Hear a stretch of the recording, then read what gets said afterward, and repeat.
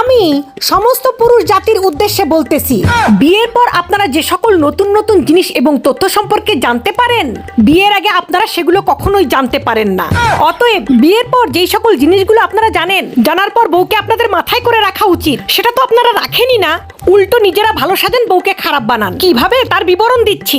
বিয়ের পরেই আপনারা প্রথম জানতে পারেন যে আপনার মা ভালো না, শাশুড়ি হিসেবে সে খুবই খারাপ, সারাদিন আপনার বউয়ের পিছে লেগে থাকে এবং হিংসা করে। বিয়ের পর আপনি এটাও বুঝতে পারেন যে আপনার বোন ভালো না, ননদ হিসেবে সে খুবই খারাপ, সারাদিন আপনার বউয়ের কুটনামি করতে থাকে, বউয়ের সাথে লড়াই ঝগড়া করার একটা ফন্দি সবসময় এঁটে থাকে। তারপরে আপনি বিয়ের পর জানতে পারেন আপনার নিজের বড় ভাই, সে হচ্ছে আপনার চরম বড় শত্রু, সে আপনার ভালো চায় না। এবং বিয়ের পর আপনি এটাও জানতে পারেন যে আপনার ছোট ভাই, আপনার আদরের ছোট ভাই হচ্ছে চরম একটা বেয়াদব। আরো জানতে পারেন যে বিয়ের পরে আপনার 14 গোষ্ঠী, আপনার ফ্যামিলির 14 গোষ্ঠীর কেউ ভালো না, আপনার সবাই শত্রু, আপনার কেউ ভালো চায় না।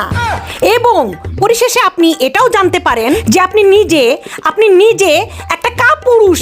কেন?